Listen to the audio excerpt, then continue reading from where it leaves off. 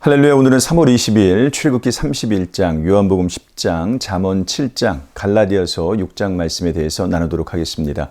출애굽기 31장에는 하나님께서 성막 건축을 담당할 사람을 지명하는 장면이 나와요.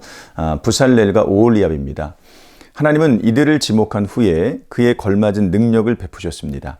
하나님의 영을 그에게 충만하게 하여 지혜와 총명과 지식과 여러 가지 재주로 정교한 일을 연구하여 만들게 하며, 성막 건축을, 하나님의 거룩한 성전을 우리 안에 세우는 것이라고 할 때 하나님께서는 그 일을 감당할 만한 능력을 우리에게 베푸신다고 해석할 수 있죠.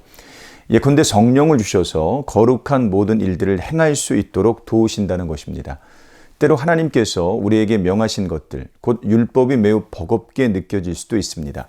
지나치게 높은 윤리라고 생각할 수도 있어요. 하지만 걱정하지 않아도 되는 이유가 있습니다. 성령께서 우리를 도우시기 때문이죠. 성령의 도우심을 구하며 하늘의 윤리를 실천할 때 어느덧 그 높디 높은 목표에 한 걸음 가까이 서게 됩니다. 갈라디아서 6장은 성령의 인도하심을 따라 우리 안에 거룩한 성전을 짓기 위한 권면들이 나와요. 겸손하게 서로를 권면하여 그리스도의 법, 곧 사랑을 성취해야 됩니다. 말씀을 가르치는 자와 모든 좋은 것들을 함께 하고요. 스스로 속이지 말아야 되죠. 선을 베풀되 낙심하지 말아야 되고, 기회 있는 대로 모든 이들에게 착한 일을 해야 됩니다. 특히 믿음의 가정을 대상으로 그렇게 해야 합니다. 주 예수 그리스도만을 자랑하고 세상에 대해서는 십자가에 못 박힌 것처럼 살아야 됩니다. 참된 복음을 믿는 자들은 성령의 인도하심을 따라 율법의 권면들을 힘써 지키게 되죠. 잠언 7장도 육체의 소욕을 경계할 것을 강조합니다. 육체의 소욕 중에 대표적인 것은 성적인 욕망입니다. 현대 문화는 성적 욕망을 충족할 것을 적극적으로 권합니다. 자극적인 문화를 생산하고요. 윤리와 도덕을 약화시키죠. 그것의 위험성을 최소화시키고 그것으로 얻게 될 쾌락을 상상하게 합니다. 내 침상에는 요와 애굽의 문이 있는 이불을 폈고 모략과 침향과 계피를 뿌렸노라. 오라 우리가 아침까지 흡족하게 서로 사랑하며 사랑함으로 희락하자. 16절로 18절까지 말씀이죠. 솔로몬은 유혹에 빠진 사람을 도수장으로 끌려가는 소와 같고 그물로 빨리 들어가는 새와 같다라고 그렇게 이야기를 합니다. 육체의 소욕을 경계해야 됩니다.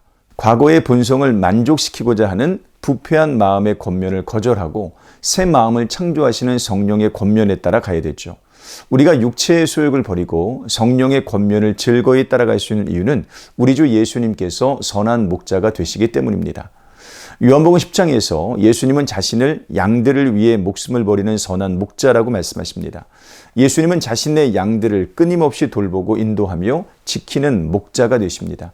예수님과 인격적인 관계를 맺은 사람들은 예수님의 음성을 마치 선한 목자의 음성처럼 듣습니다. 그분의 권면을 거부하고 외면하거나 저항하지 않습니다. 오히려 순한 양처럼 그분의 권면을 듣고 따라갑니다. 내 양은 내 음성을 들으며 나는 그들을 알며 그들은 나를 따르느니라. 예수님 당시 이 구분은 더욱 명확했습니다. 제자들은 예수님의 말씀을 듣고 그분을 따랐습니다. 반면에 바리새인들은 예수님의 말씀을 거부하고 그분을 적대했습니다. 제자들은 육체의 소욕을 거절해 나갔지만 바리새인들은 육체의 소욕을 지키려고 안간힘을 썼습니다. 예수님을 선한 목자로 인정하는 사람은 항상 옛사람의 본능을 거절하고 새사람의 욕망을 따라갑니다. 오늘 하루도 이러한 삶 사시기를 주님의 이름으로 축원합니다. 고맙습니다.